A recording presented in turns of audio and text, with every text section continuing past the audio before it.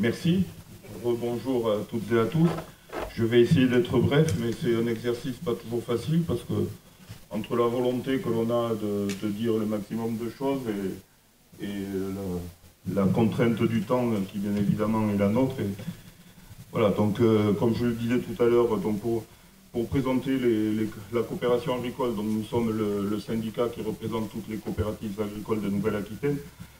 Donc quelques mots sur ce qu'est une coopérative. Une coopérative est une entreprise qui appartient à ses adhérents. Voilà, on fait partie de ce qu'on peut appeler l'économie sociale et solidaire. Voilà, donc un adhérent de coopérative, c'est en même temps un actionnaire et un apporteur, avec comme base de gouvernance un nom, une voix, et dans la gouvernance également, on peut dire que c'est, voilà, donc je suis moi-même président de coopérative, mais le pouvoir est aux mains d'un conseil d'administration dans une coopérative. Et le président, quel qu'il soit, n'a pas de pouvoir particulier. Bon, même si bien évidemment il a le pouvoir d'initier une politique et une stratégie avec son directeur général ou autre. Voilà, donc ce qu'on peut dire sur la coopération. Donc voilà, et comme je l'ai quelque part sous-entendu, donc on pourrait résumer tout ça en disant que c'est la primauté de l'homme sur le capital. Au niveau de la coopération Nouvelle-Aquitaine, en quelques chiffres, voilà, donc c'est le premier employeur des territoires ruraux. 3 agriculteurs sur 4 appartiennent à au moins une coopérative. Donc les coopératives, il y a également les coopératives d'utilisation de matériel agricole. C'est important, en Nouvelle-Aquitaine, nous avons 250 entreprises coopératives qui représentent 10,5 milliards de chiffre d'affaires en consolidé avec les filiales. Et 28 000 salariés au niveau de la coopération agricole en Nouvelle-Aquitaine. Voilà. Et pour vous donner quelques petits repères, 40% de l'agroalimentaire français est issu de la coopération agricole, avec une marque sur 3 de l'agroalimentaire français.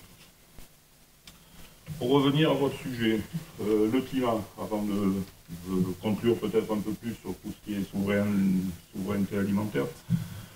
Bien évidemment que la problématique du climat intéresse et interpelle l'agriculture. Je crois que c'est un sujet que, si on est là aujourd'hui, c'est dans l'air du temps. Donc l'agriculteur est également un citoyen. Donc nous sommes tous interpellés là-dessus.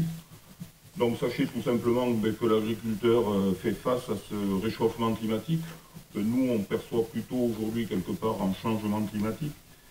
Même si, bon, c'est vrai que cette année, le réchauffement, on ne l'a pas trop vu, il n'y a pas eu de période de canicule, mais bon, je crois que la tendance est lourde et on ne va pas le nier pour autant. Voilà, donc il y a eu au niveau de la région le rapport à Climatera que l'on partage bien évidemment, puisque bon, la région est ici présente et de toute façon nous avons d'excellentes relations avec la région, puisque vous n'êtes pas sans savoir qu'également nous avons signé le pacte Néoterra, voilà, donc par rapport à la transition agroécologique et l'ambition qui peut être la nôtre sur les territoires. Également, bien sûr, le changement climatique, vous n'êtes pas sans savoir non plus que ça impacte beaucoup au niveau des aléas climatiques. Donc, bon, on a parlé d'inondation, je crois, ce matin, donc on peut dire que la répartition en eau est complètement différente qu'à une époque, puisque nous avons plutôt des excès en eau au printemps, peut-être pas assez par rapport à ce que disait notre député au niveau de la gestion de l'eau, donc voilà, donc cette importance-là. Et c'est vrai que malheureusement, quand j'ai parlé du gel, un des moyens de lutte contre le gel de printemps, c'est également l'aspersion, donc c'est un problème. Mais celui-ci reste entier et n'est pas résolu aujourd'hui. Bon, une fois qu'on a dit ça, qu'est-ce qu'on fait pour s'adapter au changement climatique? Donc on a dit les objectifs ont été tracés, donc nous le savons tous. Donc moi j'aurais tendance à dire par rapport à la gestion de l'eau, puisque j'ai dit tout à l'heure qu'ayant tombé beaucoup l'hiver et le printemps, il faudrait essayer de pouvoir la stocker. Bon, certes, on est tous d'accord par rapport aux propos de monsieur le député.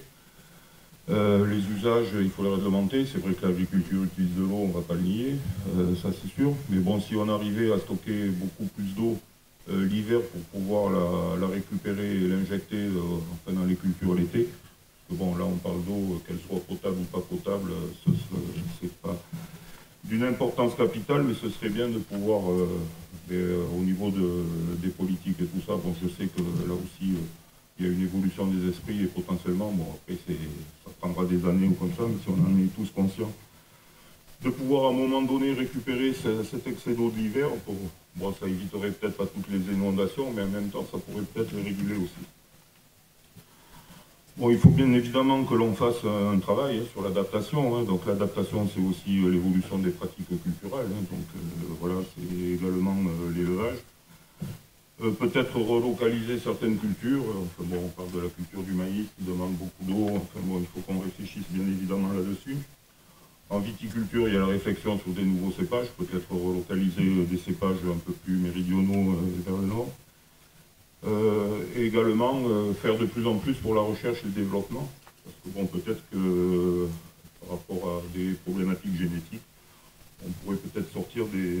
Bon, en viticulture, il y a des cépages résistants puisqu'il y a les problématiques de pesticides, mais c'est peut-être pas le sujet de l'après-midi. Mais bon, tout ce travail de recherche et développement qui serait sans doute à accentuer également.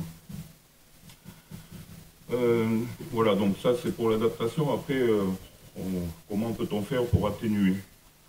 Pour atténuer, on a dit peut-être moins d'élevage. Est-ce que par rapport au gaz à effet de serre, etc., est-ce que le consommateur va manger moins de bovins? Bon, c'est un petit peu la tendance aujourd'hui, mais bon, peut-être un peu plus de poulet, plus de végétal, de protéines végétales, mais bon, après qui dit végétal dit ressources en eau également. Voilà.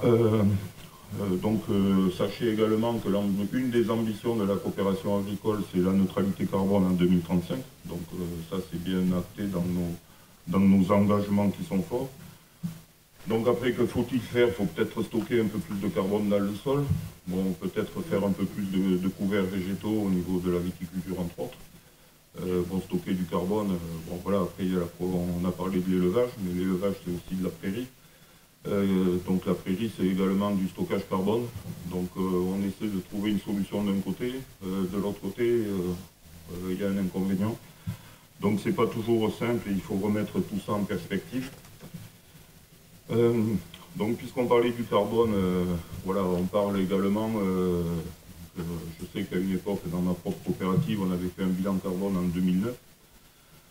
Et une fois qu'on fait un bilan carbone, eh bien, on se dit il y a beaucoup de choses qui rentrent en jeu dans un bilan carbone. Il y a si on compte la confection du matériel agricole et autres, donc ça fait énormément de bilan carbone. Donc après on se dit il faut que tout se fasse localement, parce que bon, il y a la problématique des transports. Il y a la problématique de la logistique dans tout ce... Bon après on parle des circuits courts, donc circuits courts. Mais sachez que souvent, quand on parle de circuit court, c'est plus pour réduire les intermédiaires, mais là c'est plutôt du local. Donc il faudrait faire de plus en plus de local pour éviter ce problème de logistique. Voilà, après on se dit il faut peut-être faire plus de bio. Mais plus de bio, c'est plus de bilan carbone.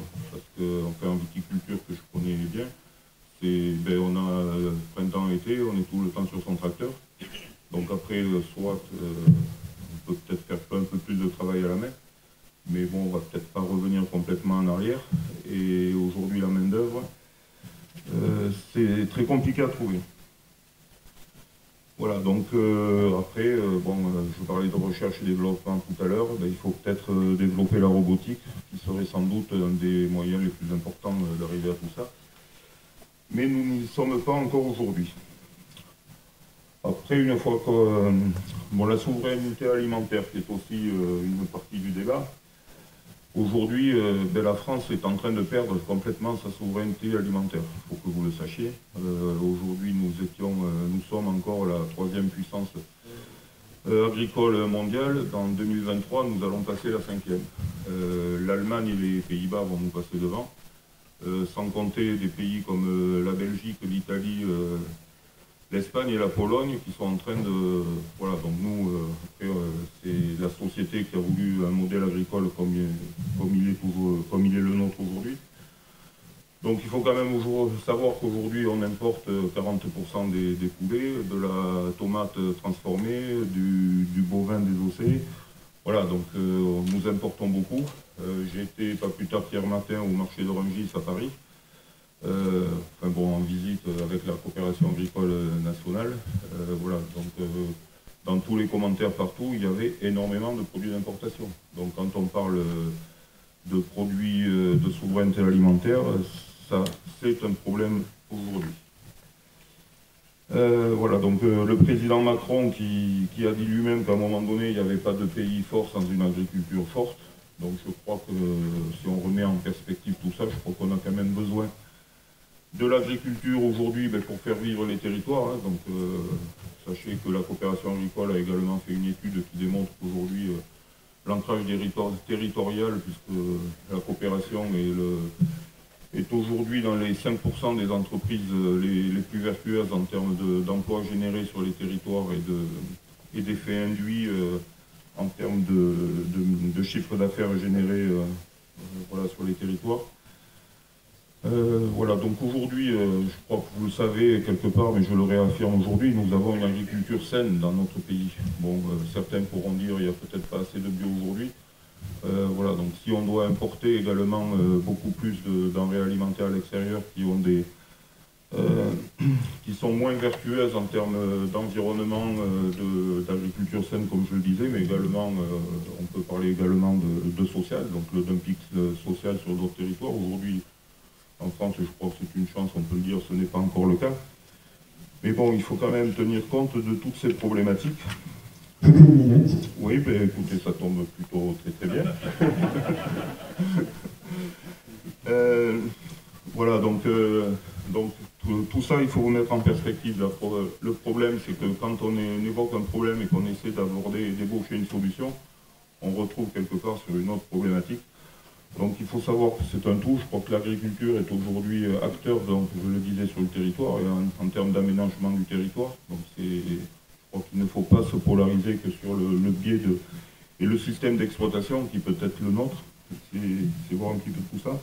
Bien évidemment, en tant qu'association de consommateurs, le consommateur, il est bien efficace. Le consommateur est aussi citoyen, parce qu'on s'en rend compte dans son acte d'achat. Le consommateur, il souhaite une agriculture vertueuse, des produits sains, de qualité, du bio, mais tout ça, ça coûte cher.